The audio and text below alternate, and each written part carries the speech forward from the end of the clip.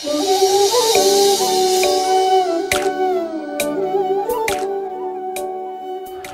morning. Praise the Lord. So biyam thagadli si ani suba numit sida isorgi wapau share tominaba taminaba amasung isorgi thaujal gi mahai apaba wapau chaminaba matam pangbagi damaktai so biyam thagadli duga aikoigi rakta lakpa ngamdaba isininaw mayam koigi online da yaubiba haiba tare mayam busu isor bor pinabiba oisunu aseng ba akhoi ngasi isor gi wahai da ngangna gado ba isor gi wahai se Romeo gi pandup nipan pada kunthra mapan sine Romeo gi pandup nipan haiba chapter asi hai ba scholar singna thijin Kobjin ba tawbo matam da Bible da khwaidigi chawba chapter se chawba haibadi chapter verse yambadu nate pada yambadu nataba khwaidigi chawba chapter se Romeo gi pandup nipan se ne Romeo gi pandup nipan se pada amadagi kunthra mapan khakta laye adabu na hak na masi pachana study tawrak pa matam da di asihen na chawba shorgi wapao isona ikhoi bu khandok pi ba isona ikhoi bu maral sidraba adugi wahai ikhoi se kana oirambro isor gi nungsi basi kayamuk matik chaubra na kayamuk kanbra haiba puna magasi asida phangi mi kharana di scholar kharana di Romeo gi pandup nipan sida mokhoi gi sermon se yangkhai mi kharana chama ga kun aduna takpadi bindu khuding ko ngasai gi full stop koma khuding da su artha lei haina phajana si kupsin na study tawrak pamatam da word by word sentence by sentence aduga wahi amada makhoi na study tawrak pada Romeo gi pandup ni pangsina khwai diga chawba aphaba Bible gi manung da chapter ni haina mi chama da chama scholar sing na thajai masi isini now खोगी चांदपुर दे लेरी बाय खोगी Zion community church मसीगी member सिंग दसो मसीगी अपाव अपाव इसोरना पिनबीबा एंगोंदा खरा एनासु तमजनिंगी शेयर तौजनिंगी मदुना ताकपदि एखोइना ngangnagदौबा विषय दुदि ईश्वरगी नुंगसीबना नंगबो कैदोंगैदसु कराइदसु चटहल्लोय है ईश्वरगी नुंगसीबना नाकपु कैदोंगैदसु थादोकलरोय कैदोंगैदसु नंग सिरान तुरान न चटहनलरोय को अमुक हाइगे मसी अखोइगी टॉपिक नि मतम जब जाना लौगनी मतम जब जाने सही सकनी मतम जब जाना सरमन पीगनी पुनमक से अखोइ तमगदौबने मसीगी चर्चिदा अखोइना तमदरबदि कराइदसु तमलरोय नंग मिनुंगसी हाइगे हाइरबदि असिदा तमगनी नंगना आइगी पंक्चुअलिटी को मतम जब जाना हौबा खोटपा हाइबसु असिदा अखोइ तमगदौबने अदुगा पीबा मतम दसु मसीदा तमगदौबने आइदे चर्च आज याम चावबा मतम दा पीगे पीपिरो को चर्च याम चावबा फजब मतम दा जोम जोम पीगे अदुसु पीपिरो आज अखोइदि याम वाली सिदि अखोइदि चर्च चावबा मतम दा मी याम लकपा मतम दा फजना तौगे सि मतम ओइरे अखोइसि को अदुना मी याम यामदबा ईश्वरने येंगदे अदुबा अखोइगी थमोइदुनि अदुना अखोइगी टॉपिक सि अखोइगी विषय सि ईश्वरगी नुंगसी मना नाहकपु कैदोंगैदसु चथोकपा ngamhallaroi चथोकपा हाइबदि सरान तुरान न चटपा नतुगा अतोप लंबी अमदा चटपसि लेररोय अखोइना पाइ रोमियोगी पंदुप निपान पद कुंथ्रा मापन द सुमाइना हाय अवांगबना ओइरबसु अरुबना ओइरबसु अखोइगी प्रभु ख्रिस्ता जीसु द लेरिबा ईश्वरगी नुंगसीबा अदुदगी अखोइबु खाइदोक हनबा ngamlaroi haiba अखोइना सेंगना खंगी आमेन खोइगी अफबा शास्त्र पाथोकचरीबा अमसुंग तारीबा खुदिंगमकी मथक्तै सोरना बोरपिनबीबु ओइसुनु सोरदा हाइजसी नुंगसीबना पिक थल्लबा थोंजानगी मपान नाइद्रबा अखोइ पुनम पुसेंबीबा इपाइ बुंगो नाकपु हाइनंगा लेतना थागचरी मसी अनी सुबे नुमित अहोब session असिदा Ishwar nahaki apawa pau share tawminaba matam pinabigidamagtasu henna thagatjabani ngangadawba nachanupa amasung tagadawba nachanupi sing akhoi punamaki mathakta thawai singmane khoibu prabhu ngangbiu haiduna amata ngairaba paptagi kanbiba nachanupa prabhu jisu christ gi mingda nijabani amen hojik haikhre awang bana oirabasu aru bana oirabasu akhoi gi prabhu christ jisu de leiriba ishor gi nungsiba adudagi akhoi bu khaidok hanba ngamlaroi haiba akhoi na seng na khange ko awang bana oirabasu aru bana oirabasu akhoi gi prabhu jisu christ da leiriba ishor gi nungsiba aduna akhoi bu kaidongai da su khaidok pangamaroi adugi maramna ishor gi nungsiba na nahak bu kaidongai da su chathok han bangamlaroi chathok han laroi ishor gi nungsiba na akhoi bu kaidongai da su khaidok han bangamlaroi haibasi ngasi akhoi gi vishoy ne maramduna masi akhoi yengba matamda asida hai prabhu jisu christ da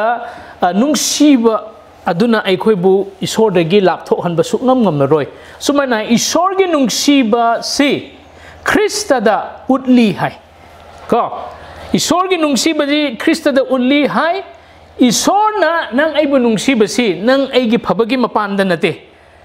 muka hai ge ko ishor na akhoi bu khwai dagi yamna nungsiba se akhoi na phabagi akhoi na phaba thabak tawbagi akhoi ngonda aphaba leibagi mana akhoi bu nungsi jaba nate akhoi ngonda karisu leite ishor gi apen ba karisu leite ishor na akhoi ngonda kalak jaba akhoi ngonda yam pam jaba pot karisu leite gyan tabi ko mayam phan ta ga dobne aduga horen maru oibse akhoi gi kakana mana follow up messaging si mana munga ngang thokla ga dobni na phajan record tawbi bataba horen akhoi gi in charge na lakhi babu haibisa ni leibni na aisu yamna confuse chatle aduna hanama angang ma haisara aduso loina han oiraba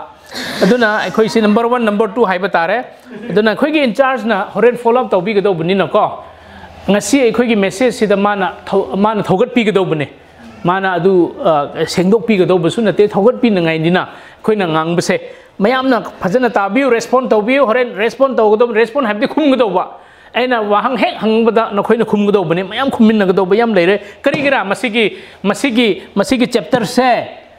bible da khwai digi maru oiba chapter ne nangna roman gi chapter in verse 1 dagi para adiko Kristana akhoi bu suk yek nadre haye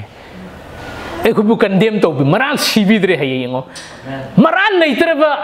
machanupi singne aduna ai si maran lei ai si papi ni ai si yam ne papi ne haibado budu kanana haibu na samak na haijabani sona di haidre na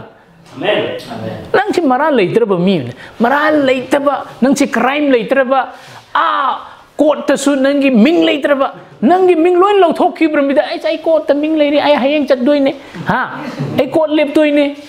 matha sai haina sana dum de ngai ngarang ka kana haibu ai khoi di dukan da sendoi tonbadu sen tonbadu tondra ai khoi ni ada ai hujik pop tonli haina du singnai honna jabadu natre ko marabaduna masisi khwai digi chawba khwai digi aphaba chapter 8 si aduna sumaina hai ishorgi nungsiba se krista da utli hai karigno ishorgi nungsiba se akhoi ngonda se akhoi bu phabagi nate akhoi ngonda mana pamjaba karisu leite mot kharaba tukacha kharaba koina adubu mana akhoi se adum nungsi kayada yai phabano akhoi se ko sumaina hai utli aduga ishorgi nungsiba si nangi aigi thabakta nate mana pinabiba adune Romeo gi pandup nipan kunthra mangada sumaina akhoi na ugani masi ki lyric ibasi Paul ne ko Paul si awana yamna thengna bane mina phuba mina yengthiba he amuk hanna sigi akhoi gi leikai da lakpiranu akhoi gi district da lakpiranu nang na ngangliba tawribudu amuk hanna tawbiranu sathi na mabu usit ta nangangba miyam le mi kharana as magi wahai si amuka tase mathangda ngasi di matam leitre hain haibi basu lei mi kharana magi wahai je chumbani haina lausin laga matung in balai ko Paul na yam thengnei makha mathak awa ana punamak thengnei mana punamak khangi madudi Krista da isona nungsiba Krista na utpili base kaidong su ai ngondagi sukai khaina roi habisi ma khan mina puri ba mina ot nei ri ba lai kai sing na masing thana da ba ama de atop mi ne natraga ma de ekhoi gi mi na te mana tawri ba sing je aha na de ma de mi phataba mi ne makhoi na madugi maral sidu na leiri ba punama mi phuna bagi chaina punama phangla ba su ko mana hai Krista na aibu nungsi ba isona nungsi ba Krista da utpi ba se kaidong ngai da su khai na roi hai amen maramaduna ma si yam experience lai bane maramaduna hujik hai mana hai ai experience lai masi wari watai na te ko thainagi wari watai na te ha khungau wari na te ba masi de achumba practical ne thabak na pangthok pane mana wari chumnigi wari lijab na te masa mak na thengna ru ba mamit mak na umba Yesu Krista mak na mabu phaduna magi pukning honghan ba magi punsi punama honge dana Damascus ki lambi duda madugi matung degi masi masamak na isor na kayamu nungsi bibra haibasi ma khanglak panina masi icham na masai khungawi wari du nate ba thaina ge dumai lerami hai adumai hai rami hai badugi wari nate masamak na thengna ruba nina Jesu na aibu nungsi base kaidong ai dasu khainan bangam loi aruba na oirabasu awang bana oirabasu aikhoi gi Prabhu Christ Jesu da leiri bai sol ge nungsi ba adudagi aibu or aikhoi bu kaidong ai dasu khaidok na ngamaroi amen adugi nungsi badu nang ai si phanggrabane antarga phangdribra haibasing asi aikhoi isa da aikhoi si hangna se ko masi ai haikre Psalm gi 44 laisone sei gi nifumari pada kunni thoi dasu aikhoi reference phangi aduga hujik Romeo gi pandup nipan kunthra nipan dagi kunthra mapan dasu isona aikhoi gi pap kokpi base karai phau dagira karai phau dagira karai dagi hauraga karai dagi phau ba isona aikhoi gi pap si kokpi bra hairabadi nongchup dagi nongpok phau ba kha awang phau ba pakli ba asik ki matik isona aikhoi gi pap si kokpi hai amen aduna takpadi loiba nai da ko isona aikhoi bu nungsi base nangi pap tu kayamuk isona kokpi bra kayamuk nangi pap tu isona khaidok pi rabra hairabadi ngasai nongchup tagi kha awang sumaina lapagumna isona aikhoi gi pap si kokpi maram aduna masi kokpi khiba natraga masigi maramda kayamuk isona aikhoi bu nungsi bibra karamaina isor gi nungsi bi base kaidong ai dasu aikhoi bu khaidok na hanba ngamaroi aikhoi bu atop lambi seran turan na chat hanba ngamaroi haibagi point manga aikhoi yengmin ase ihan hanbada awabanasu asibanasu awaba punsi nasu sibagi punsi nasu aikhoi bu isor gi nungsi badagi khaidok pasu ngamroi ihan hanbagi point ko adudi isor gi nungsi bana aikhoi bu kamaina khaidok asi pada kunthra nipan dagi ne ko aikhoi na Manipuri da phat hujiki chapter 8 verse 38 to mayam yengmin ase adugo mi aina hairake nang pau haiba matam da phajana pabiro asi aikhoi gi jingkhai ngambana pabiro Roman chapter 8 verse 38 ahubado 38 aikhoi Manipuri londa maramdi sibana oirabasu loina adugi sibana oirabasu aduga hingbana oirabasu yare sine point do hojik ihan hanbagi point se awa anana oirabasu ko sibagi punsibana oirabasu isona nang aibu nungsiba basi kaidong ai dasu khaidok hanba ngamnaroi amen aduna takpadi hujik pabi khre maramadi kari haiba sibana oirabasu hingmana oirabasu si nang sibana oirabasu ꯏꯁꯣꯔꯅ ꯑꯩꯕꯨ ꯅꯨꯡꯁꯤꯕꯤꯕꯁꯤ ꯀꯩꯗꯧꯉꯩꯗꯁꯨ ꯈꯥꯏꯔꯣꯏ ꯍꯤꯡꯂꯕꯁꯨ ꯍꯧꯖꯤꯛ ꯍꯤꯡꯂꯤꯉꯩ ꯑꯩꯈꯣꯏ ꯍꯤꯡꯂꯤꯉꯩ ꯐꯥꯎ ꯍꯤꯡꯂꯤꯉꯩ ꯃꯇꯝꯗꯁꯨ ꯏꯁꯣꯔꯒꯤ ꯅꯨꯡꯁꯤꯕꯅ ꯑꯩꯈꯣꯏꯕꯨ ꯈꯥꯏꯗꯣꯛꯄ ꯁꯨꯛꯊꯥ ꯊꯥꯗꯣꯛꯂꯔꯣꯏ ꯍꯥꯏꯌꯦꯀꯣ ꯑꯗꯨꯛꯀꯤ ꯃꯇꯤꯛ ꯏꯁꯣꯔꯒꯤ ꯅꯨꯡꯁꯤꯕꯁꯤ ꯌꯥꯝꯅ ꯐꯥꯎ ꯑꯗꯨꯕꯨ ꯄꯣꯜꯗꯤ ꯀꯔꯤꯁꯨ ꯉꯛꯇꯦ ꯁꯤꯕꯁꯤꯅ ꯈ꯭ꯋꯥꯏꯗꯒꯤ ꯈꯥꯏꯗꯣꯛꯍꯟꯕꯒꯤ ꯑꯆꯧꯕ ꯄꯣꯠꯅꯤ ꯅꯠꯇ꯭ꯔꯣ ꯑꯩꯈꯣꯏꯁꯤ ꯍꯧꯖꯤꯛ ꯍꯤꯡꯂꯤꯕ ꯃꯈꯩꯗꯤ ꯀꯀꯥ ꯈꯣꯏ ꯏꯆꯥꯁꯤꯡꯁꯤ ꯊꯥꯞꯅ ꯂꯩꯔꯁꯨ ꯑꯩꯈꯣꯏ ꯂꯣꯏꯅ ꯄꯥꯎ ꯐꯥꯎꯅꯔꯤꯗꯅ ꯏꯃꯨꯡ ꯑꯃ ꯏꯆꯥꯁꯤꯡ ꯏꯁꯨꯁꯤꯡ ꯑꯇꯣꯞ ꯑꯇꯣꯞꯄꯒꯤ ꯗꯤꯁꯇ꯭ꯔꯤꯛꯇ ꯂꯩꯔꯕꯁꯨ ꯑꯗꯨꯕꯨ ꯍꯦꯛ ꯑꯩꯈꯣꯏꯁꯤ ꯁꯤꯔꯛꯂꯕꯗꯤ ꯑꯩꯈꯣꯏꯗꯤ ꯈꯥꯏꯗꯣꯛꯅꯔꯦꯅ ꯑꯗꯨꯕꯨ ꯈ꯭ꯔꯤꯁꯇꯒꯤ ꯅꯨꯡꯁꯤꯕꯗꯗꯤ ꯑꯁꯤꯕꯅ ꯐꯥꯎꯕ ꯑꯩꯈꯣꯏꯕꯨ ꯈꯥꯏꯗꯣꯛꯅꯍꯟꯗꯦ ꯍꯥꯏꯌꯦ ꯑꯥꯃꯦꯟ ꯑꯉꯛꯄꯅꯦꯍꯦ ꯑꯗꯨꯗꯤ ꯑꯩ ꯁꯤꯅꯉꯥꯏ ꯀꯃꯥꯏꯅ ꯀꯤꯒꯅꯤ ꯃꯤ ꯈꯔꯗꯤ ꯀꯤꯔꯦ ꯑꯩ ꯁꯤꯅꯤꯡꯗ꯭ꯔꯤ ꯍꯣꯏ ꯁꯤꯅꯤꯡꯗ꯭ꯔꯤ ꯍꯥꯏꯕꯗꯤ ꯀꯤꯕꯗꯤ ꯅꯠꯇꯦꯀꯣ ꯇꯟꯕꯒꯤꯅꯤ ꯁꯤꯅꯤꯡꯗ꯭ꯔꯤ ꯍꯥꯏꯕꯁꯦ ꯑꯗꯨ ꯃꯤ ꯈꯔꯗꯤ ꯁꯤꯅꯉꯥꯏ ꯀꯤꯕ ꯌꯥꯝ ꯂꯩ ꯑꯩ ꯁꯤꯔꯗꯤ ꯂꯩꯄꯥꯛꯇ ꯐꯨꯝꯒꯅꯤ ꯃꯪ ꯃꯥꯟꯒꯅꯤ ꯀꯥꯏ ꯇꯧ ꯃꯤꯁꯤ ꯌꯥꯝ ꯁꯤꯕ ꯅꯪ ꯁꯤꯕ ꯀꯤꯔꯤꯕ ꯐꯥꯎꯗꯤ ꯅꯪꯁꯤ ꯏꯁꯣꯔꯒꯤ ꯅꯨꯡꯁꯤꯕꯁꯤ ꯑꯩꯈꯣꯏ ꯃꯌꯦꯛ ꯁꯦꯡꯅ ꯈꯪꯗ꯭ꯔꯤꯕꯅꯤ ꯑꯥꯃꯦꯟ ꯑꯗꯨꯗꯤ ꯑꯩꯈꯣꯏ ꯊꯧꯅꯥ ꯐꯅ ꯂꯩꯐꯝ ꯊꯣꯛꯇ꯭ꯔꯣ ꯏꯍꯥꯟ ꯍꯥꯟꯕꯒꯤ ꯄꯣꯏꯟꯠꯁꯤꯅ ꯑꯋꯥꯕꯅ ꯑꯣꯏꯔꯕꯁꯨ ꯑꯁꯤꯕꯅ ꯑꯣꯏꯔꯕꯁꯨ ꯏꯁꯣꯔꯅ ꯑꯩꯈꯣꯏꯕꯨ ꯅꯨꯡꯁꯤꯕꯤ ꯀꯩꯗꯧꯉꯩꯗꯁꯨ ꯈꯥꯏꯗꯣꯛꯅꯕ ꯉꯝꯂꯣꯏ ꯀꯔꯤꯒꯤꯔ ꯁꯤꯕꯁꯤꯅ ꯈ꯭ꯋꯥꯏꯗꯒꯤ ꯑꯩꯈꯣꯏꯕु ꯈꯥꯏꯗꯣꯛꯍꯟꯕꯒꯤ ꯄꯣꯠ ꯆꯩ ꯑꯃꯅꯤ ꯑꯗꯨꯕꯨ ꯄꯣꯜꯗꯤ ꯀꯔꯤꯁꯨ ꯉꯛꯇꯦ मादी करीसु ngakte करीसु कीबीदे करीगिरा हाइरबदी ख्रिस्टना असीबदु लान ngam khre गरीने angapने नत्रो मादी खंगी ख्रिस्टना असीबदु लान ngam khre अदुना ख्रिस्टना शीबबु जोय तौरे हाइबसी माना खंगलमे अदुगी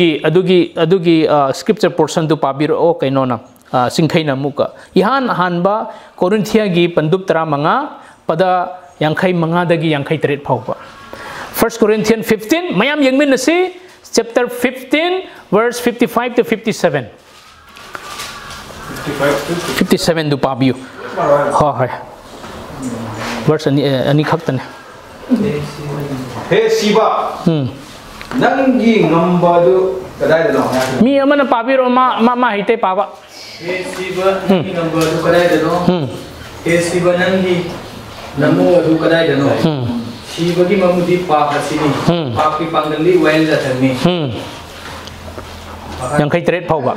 अदुबु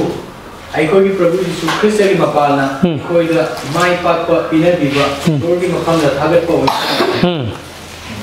दुने शिवा आइबसे नंग पांगल गराय दे लेरगे लेइतरे हुजिकती शिवा आइबसे अदुना यीशु ख्रिस्टना शिवसि जोय तौबिरे हाइबसे पोना फजना खंगे मरम दुना मादी ngaksu ngakpidre हाइबदि ईश्वरना आइबु नुंगसिबसे शिवनसु हिंबनसु आइबु खाइदोकनबा ngamloroi angakpane si ईश्वरगी वाहिसिको अदुना मदुगी चप चाबा मदुगी थवाइ दु पोलना मसिगी लेटर सी तिमोथी दा मुक अनि सुब तिमोथी गी पंदुप अनि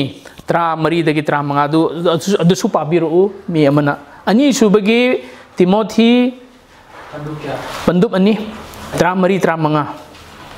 पद 3 सी मकोय दा लिंचिंग हलु अदाबा सिंबु ओत नयनबा तना इसु तोंजबा लेतबा मारे येतबा अदु तोकनबा ईश्वरगी मांगना कोइबु मकोइबु सिनबियो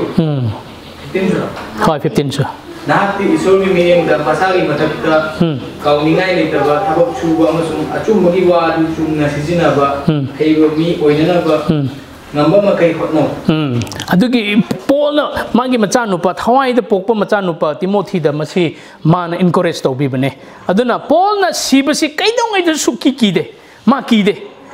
haibadi mi kharana hai sirabadi ekhoi isorga labna leinarni natraga ekhoi si khaidoknarani haina ekhoi yam ki adubu sibasi na ekhoi bu isorga khaidokna banate sibasi na isorga ekhoi si huik laiminnar doine aduna sibana henna ma tongjabane haibadu हिंगलिंगाई ददी ईश्वर मसक उद्री ना कोई थाजरसु छुदेना पोलसु मवायाम warm बने other मादे ऐसी हिंदी दा हायरगा मेरे लिए जीना मसी मरना लाभ हाये को ऐ सीजम सीदी ऐ तोंगजबने हायने हिंगजबसी ख्रिस्त दने अदु मा उदे दना ममित दे अदबो ऐ शिरबदे ईश्वर ग लेमिनरे अदु तोंगे दना angak ko ekhoi di siba kiri ne Paul di sira ga tongni hain ma di tong jabado ekhoi di tong ba chaning de ba adum hing na dum lei jage sukshi hining de ai bane ba khoi tai bung mi oi badi adu bo asi bana su a hing bana masu isor na khoi bunung si ba se kai dong ai da su khai do han bang am roi amen Hebrew ki chapter 2 verse 14 to 15 adu su adum ibiu adu na ihan han ba si asi bana su a hing bana su ai khoi bu isor gi nungsi badagi ai khoi bu khai do han bang am dre ani su bada ani su ba point ibiu Sargudut Singh gi thabak da oirabasu aduga phataba saitan gi thabak ta oirabasu ai khoibu kaidong ai dasu ishor gi nungsi badagi khaidok nan bangamaroi Sargudut Singh gi thabak yaurabasu aduga saitan gi magi thabak yaurabasu thabak nasu ai khoibu ishor gi nungsi badagi khaidok nan ba sukngam ngam ro hai masi amuka pabiu kuntrani pandu chapter 8 kuntrani pan gi ngasai pa bagi next ki Sargadut Singh na su Sargadut Singh na oira basu angam bas Singh na oira basu wah sine ko Sargadut Singh na oira basu angam bana Singh na su oira basu asi khaktang amuk nei ne se Roman chapter 8 verse 38 sida ngasai hai kre Sargadut Singh na yaura basu makhoi gi oirabasu aduga phataba taibang panbagi phataba haibne ko principality haibase English da maduna su ishor gi nungsi basa ekhoi dagi kaidong ai da su kaidong han bang amaroi haye aduna Galatia Colossia gi chapter 2 verse 15 da su ibiu aduga Yahan ba Peter gi chapter 3 verse 21 22 masi amatang pabiu Colossia gi 2 verse 15 do Colossia ki pandum ani padatra manga do amarakang pabiu Colossia ni 15 drama mapu amasung panggal makai untuk tuna cross da mapu ni matakta mai patuna ibungo maham na ipung pong na mapu utpire amen ipong na ko Yesu Kristus na mi mayam gi mamang da pangting le hairaga mana khoi bu amuk nungsi bi bodo utpire hai lot na nate mi mayam gi mamang da mahang na khoi bu kaya muk nungsi bi bra hai bodu utpire masina ani subada sargudut na oirabasu phatabagi taibang panbagi panggang na oirabasu ishor na khoi bu nungsi bi bisi kaidong inde su khaidok nan bangamdre ahum subada ngasi gi oirabasu adu hayengi haibo haibana su ishor na khoi bu nungsi bi bisi kaidong inde su khaidok nan bangamaroi masi amuka pabiu 38 gi hujiki next to angam bana su haiba dugi next awang bana warabasu aru bana warabasu karigumba sem praba atopa kusen singa warabasu adu yaudri 38 ki duda dum pabiro marandi si bana warabasu ingmana warabasu sargadu singa warabasu masinga warabasu leiri ba pot singa warabasu leirakada ba pot singa yare leiri ba pot singa su leirakada ba pot singa su leiri ba pot singa su leirakada ba pot singa su isor na khoi bu nungsi bi bese kedong ida su khaido asi point sing si phai yeng ko man yam bane si pun si chup su si phang ngoi phajana not to biu leiri ba pot singa su ko lak leiga do ri ba pot singa su isor na khoi bu nungsi bese kedong ida su khaidong na bangam ne hujik leiri ba pot chai sing tai bang pan gi pot chai yam nei na yamna lanthum haisera asina isor bu khaidong nan belai lai dana natro mi ayam de lanthum dul chop chap yam lei ne yum palu nang un por kaya pura graha madu sana shira ga lei ne as yam ne modu mapa nupi macha makhak tang ne madu haura se hai nupi du pamjab na te ba mama mapa ge lan du pamjab ne ba maram madu na ma adu gi maram na isor gi nungsi bu wala adu bu isor na khoi bu nungsi bi ba se madugi lan thum hujik ki pot chai sing na su lakadauri ba pot chai sing na su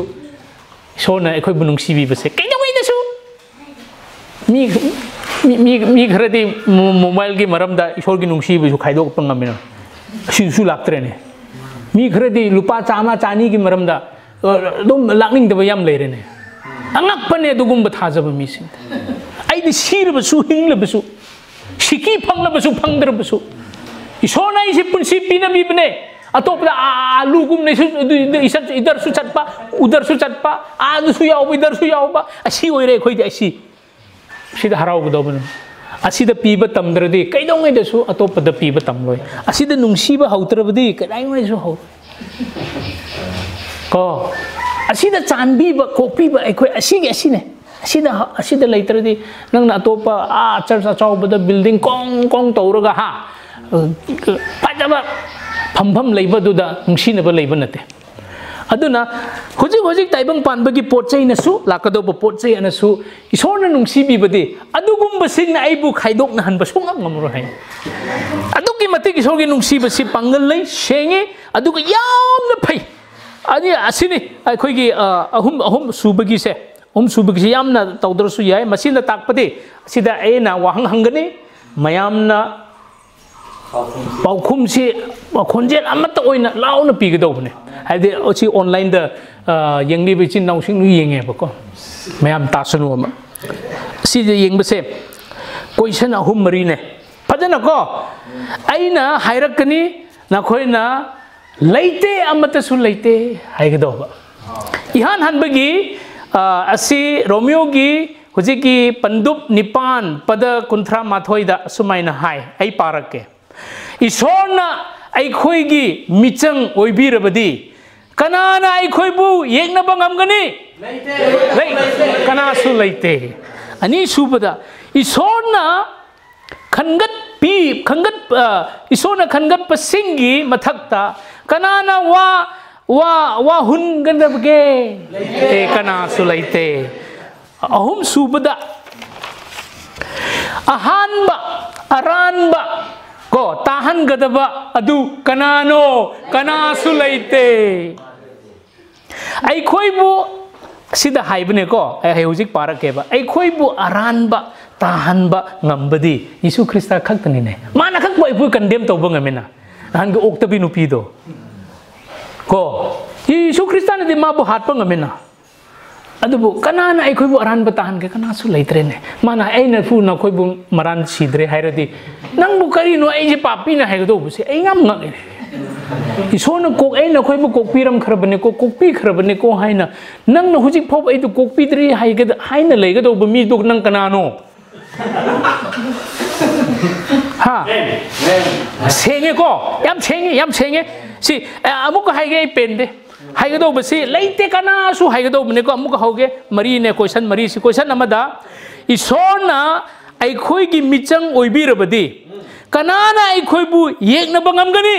leite kanasu de ani subana isona khangat pasingi mathakta kanana wa hungadage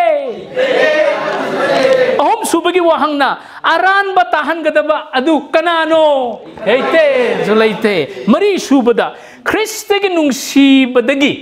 kanana ai khoibu khaina hanba ngamgadage Kana su leite kana amata su leite he kana amata su amen sine khoi si kaya da khoi bu sonu nung si bi khra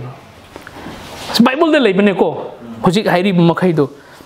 aduna ai khoi si kana amata na su ai khoi bu kari haibra aran ba tahan nangai ngamdre leitre ai khoi bu mara si ga do bu mi leite kana su leite haibadi nang ai si Kok pi kraba, ai khoi si lausin kraba,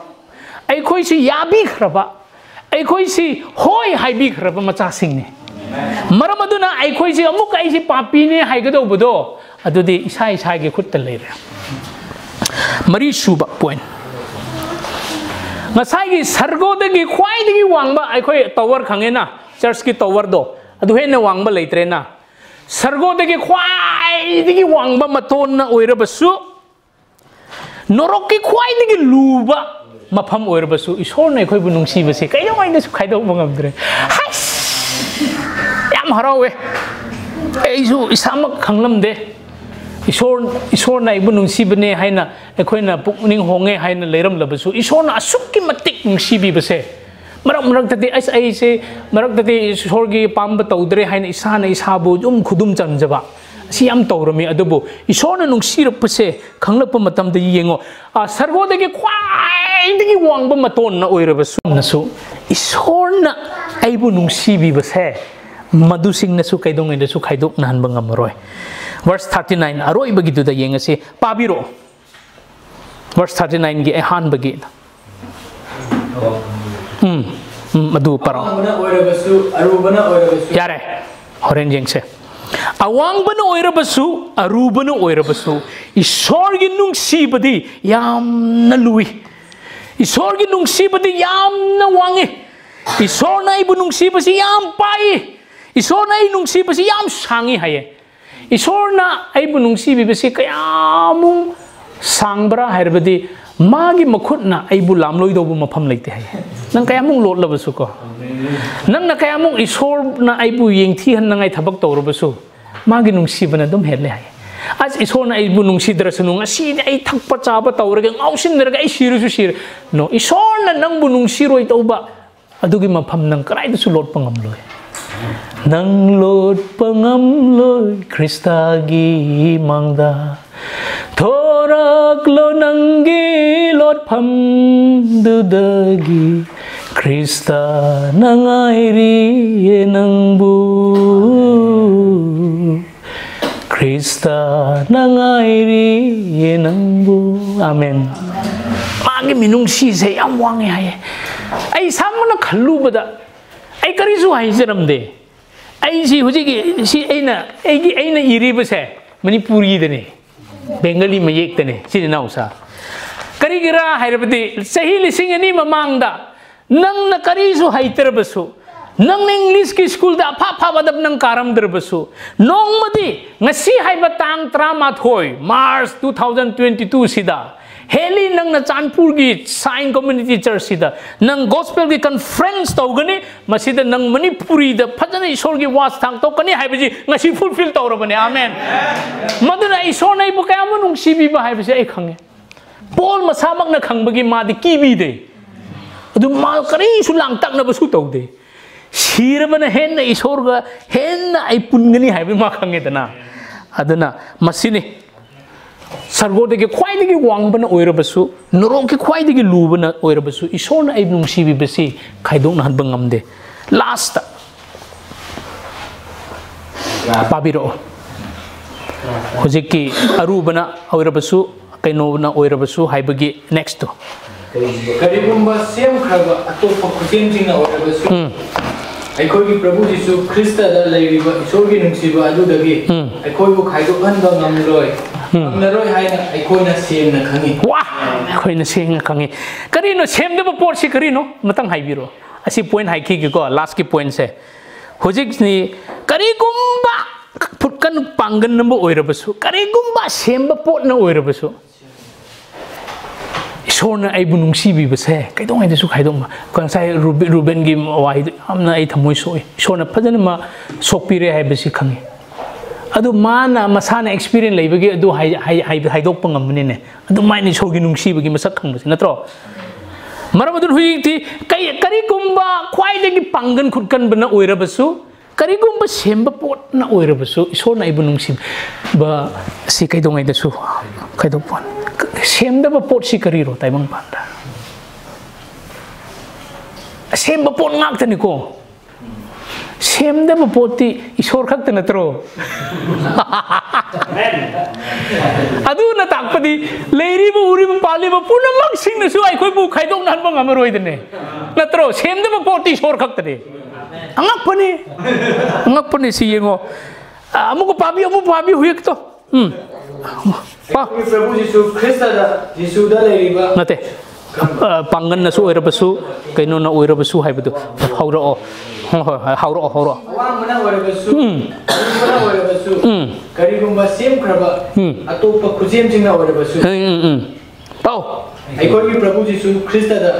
Prabhu Jisu da leiriba sogi nungsiba adudagi aikoi bu khaidokan bangamloi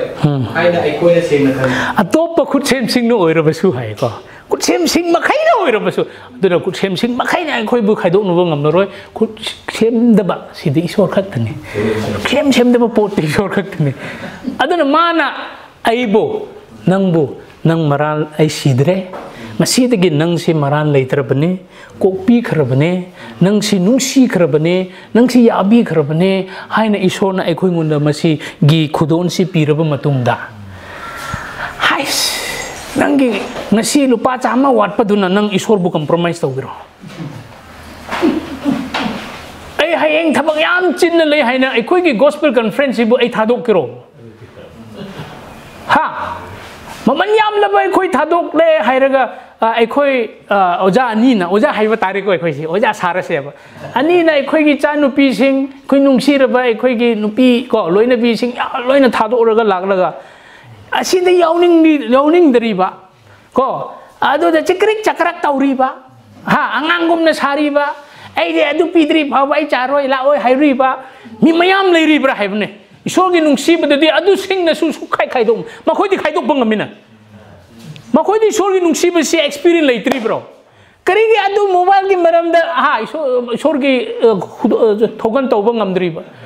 lupa chama gi maram da asida gi khai dok nan bangam ba mi sing du kanaro thisi ko adu bu ai khoi gi oja ai khoi gi ipu thokpa pol masamak na di pot chai sem khraba punamak atopa sem khraba taibang panbagi pot chai khuding mak na oirabasu isor na ai nungsi bibase kaidong mai desu khaidok nan bangam lo atuk ki matik sogi nungsi basi chawe mu khairak ke ko adu di pot chai kaya no sem de pot kaya no hai khrenga sai adu di amakak tani only god hai isor khak tani adun ai khoi si punamak tagi hen na lan ngambani hai conqueror hai ko ai khoi si lan ngam khraba ai khoi si thauna phakraba duni hai amuk ha ke nate pumnamak asida ai khoi bu nungsibi ba ibungogi mapanna matik chauna ngamba adu ai khoi ne amuk hairak ke ko verse 37 da kuthra tareta nate pumnamak asida ai khoi bu nungsibi ba ibungogi mapanna matik chauna ngamba adu ai khoi ni matik chauna haibane khara khakta nate aduga adum oirak pu yai haibasu leite ko matik chauna ai khoi si lan ngam khre haye matik chauna ngamba adu ai khoi ni adu di kanana ai khoi bu ai khoi na matik chauna lan bang ngam bisi mahaki nungsi bagi mapana he we are more than conqueror through him who loves us haye ai khoi si matik chauna ai khoi si ngam khraba lan ngam khraba ni magi nungsi bagi mapana haibane ko nungsi bagi mapana haibane masi aduna masi greek ta muktam se greek ta masi bible da masi gi lan ngamba ase hupar haye hupar nikau haye asi animak si pullaga naike haibane ba ji nike haibase masi gi aratha de ai khoi si matik chauna hen lan ngamba singdu oy haye hupar nikau haibase ko HOOPER hupar nikau NIKAO hupar nikau haibase is equal to naike haibane English tamarak haige we are more than conqueror haye asigi artha se adudi nang si karamaina hen lan ngamba mi oirak pra haibadi ai khoi si chumna oiba nate mayek do dum oirak pasu nate ai khoi si hen na oibane haye aduna takpati aigi source aigi damakta loina konnare nang na karibu thengnabra awa ana thengnabra natarga kari thengnabra punamak chu nang ji hujik ji Yesu Krista gi nungsi bagi mapana madu makai nang lan ngamba ngam khre hai ko amen kari gira hai badi isor na ibu nungsi bagi ne isor gi nungsi base yamna konna khre hai romeo gi pandup nipan kunthra manga do amrak pabiu adu loiraga ikhoi loisin se Krista gi nungsi badagi kanana ikhoi bu khaina han nangwadage ungning olang banara awa machang nara nei banara changtang banara ilei banara naga kabak thang nara dene kabak thang nara changtang bana mi khadi changtang man bagi ikhoi sor ga nakna drena masai hai budu masai gi imung gi thabak ki khallaga isor ngonda matam khaidok pangamdre aigi haksangi damakta pukki damakta oina ai am important pire maram aduna isor na haibe adugi makhai du ma khange haye नखोई सर्गोद lab नपाना lion खंगी नंगी नंग असी दाल चानिंगे नंग असी चाक दरकार लये नुमिदांग दसु नंग दरकार लये लोइन खंबिये मधु द नंगबु इहान हान न थमगुनु हाइबने अदु हे नदि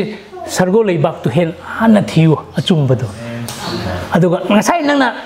phangning ba nangna taibang panda leiri makai nanggi darga laibadu hapchin bigani haine hash angak puni ni adu bo ai khoi di adu du khandaduna ngasai hakchang gi damak ta oina han thi jaba isor nang ngai tang leiramako koi gi chanpur sida ngai tang leiramako ai ngai tang thirag lakhe ai ngai tang lakhe ngai ram sine bai khoi gi christian sing adu nei han han ba isor gi thau leiba amasung magi achum basi ekoi thirakpa matamda ekoi gi darkar leiba punamak isor na pibi karigira isor na nang bunungsi matam khuding mak ta nungsi nungsu nungsi gani amung hairake karigino isor na nang buyam nungsi adum nungsi du na ta lei nungsu adum nungsi rakani aduna takpadi isor na ekoi ji nungsi ram khrabani Hujik hujik su nungsi adu lomba naidana ekoi bu nungsi bigani aduna takpudi hujik ti matam se yauge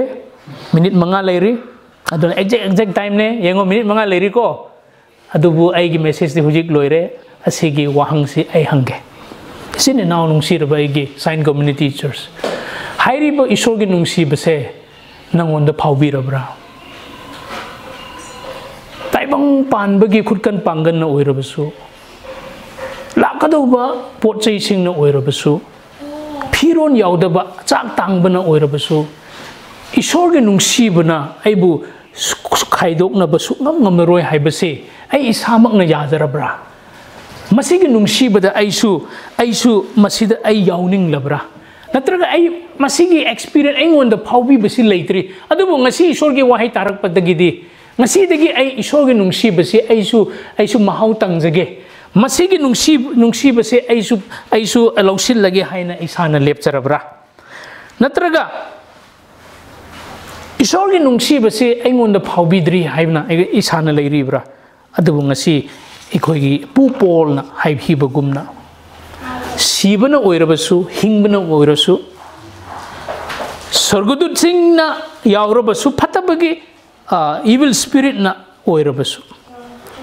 ngasi gidamakta oirabasu hayeng gidamakta oirabasu sargoda khwaidagi wangba maton aduga norogi khwaidagi luba adunasu aduga semliba pot khuding makna oirabasu isorna aibu nungsi base ngasi dagi hauna taibang malem leiribu ngai khai isorga ai leiminadri mangkai magi nungsi base masi hairiba makai sing aibu khaidongna basu ngamroi amen sorgi nungsi basi yam phawi sona mayam gi mathakta wangang bi haibasi samakna thajai marabdune khoi mit uisin laga haiba hujik sorgi wahai singse haraubaga loinana ekhoi taminasi aduga pratna tausi aina haijening ba pratna gi meter di hayeng se ekhoi baptism gi numiti oi adubu hujik phauba mi kaya oigdra natraga mi kaya se khoi phaunarabra natraga hoi hairam ba mi singna hujik phauba makhoi karamba condition da lebre khoi khangde adubu ekhoi baptism tawdaba yade haiba leite adu tawgani natrabadi ekhoi adugi damakta lae haiba su karisu leite ishorna sokpi banatana ekhoi mi oibana tawba ngamba leite adubu prarthna tawba haibase ekhoi gi khutta lei ekhoi gi prarthna si tawsi hujik ishor gi wahai si ekhoi nungsiba gi wahai si ekhoi na chabaga loinana masigi mahau si isine naw khangdri ba makhoi gi damak tasu ekhoi na khandok le haraga makhoi ngon su tamjasi aduna examak na chatpa ngamdra basu prarthna si da huji hairi ba isine naw sing baptism loram gani haibu mi sing buning sing le haraga mayam khonthok na haijasi ishona sokpi bo isunu ishor gi damak ta de minute amasu yamna enough ne kafi ne numit amasu isona oitho hondaba karisu leite ngami aduna isona makhoi bu loina biba oisuna prarthna to minasi makhoi gi damakta hallelujah oh sargada lei bai pai bungon hakuyam na thagachari थागतपद मतिक चाबा इबुंगोना हकनी मसीनु एरबा इसोर हक्के फबवा पाउ share तौमिनब मतम पीबगे दमक्ता इसोर नंगबु याम थागतली इसोर ना हक्के नुंसीबना अखोयबु कैदोंगैदसु थादोकपा ngamroi हाइबसिना चा अखोयगी थाजबनी असीबना फांबा अखोयबु कैदोंरानबा ngamroi ताइबंग पानबगी पोट चाइन ओइरबसु सर्गोगे ख्वाइदगी वांगबा अदुगी वांगदोन ओइरबसु नरोके ख्वाइदगी लुबा मफमना ओइरबसु इसोर नंगना अखोयबु नुंसीबिबा इसोर नंगना अखोयगी दमक्ता क्रॉस द पांगतिंग खीबा अदुगी mahaidu कैदोंगैदसु मांगलरोय हे हाइदना चा अखोयना थाजबनी अखोयगी नुंसीरबा सिननाव प्रभु बप्तिजम लौगे हाइना लेरम मिसिंग अदो इसोर नंगना नंगे निंगबा ओइरदि मखोयगी थमोयदु सोकबियु मखोयगी थमोयदा इसोर नंग वांगांबियु इसोर नंगी थवाई सेंगबना मखोयबु वांगांबियु हयेंग इसोर नंगी निंगबा ओइरदि अखोयना बप्तिजम तौबा ngamnanaba इसोर नंगना लंबी थोंग हांगबियु हाइबसे अखोयगी प्रार्थना नि अखोयगी अनिंगबा नतदुना इसोर नंगे अनिंगबा ओइबिसुनो इसोर अखोयगी अनिंगबा अदुदा लंबी दुदा नतदुना इसोर नंगे अनिंगबदा ओइहनबियु हाइबसिना सा अखोयगी प्रार्थना नि ngasi sininaw mayam na isor nanggi wapaw tare hairaga isor nanggi afaba nanggi nung si haiba isor nang nai khoi ba chokki mate khoi bunung si biye haiba adu isor na sai khoi ba takpi bi kidamak ta suhena thagat chabani ngangli ba tari ba na sai khoi kuning mak kita mathakta lomba dai ba isor nanggi nung si bu de khoi da haithabi haiba se ai khoi gi प्रार्थना ni ngam ngam ba nung si ba na thallaba ख्वाइदगी वांगथोय सेंथोयरबा इपा इबुंगोना हाकुंगम खैलेतना थागत चबनी सी सोन हाके उफब वापा अखोय ताबगा लोइनुना अखोयगी नुंसिरबा सिनेनाव प्रभु मयाम लई मखोयगी दमक्तसु अखोय हाइजबनी अखोय सुगुमलबा सोन हाके अफब वापा तारे हायरगा मोय होंगले हायरगा सोन नंगिना चानुपा चानुपि हनबियु हाइबिसि अखोयगी प्रार्थना नि नाकना थोंग हांगबियु वांगांगबियु सोन नंगना थबक तौबियु हाइबिसिना चा अखोयगी प्रार्थना नि Y पिनबीबीगिदमक्ता थोइदोक हेंदोकना थागतचरी पुनमक कनबीबा प्रभु जीसु ख्रिस्त की मिंगदा आमेन थैंक यू।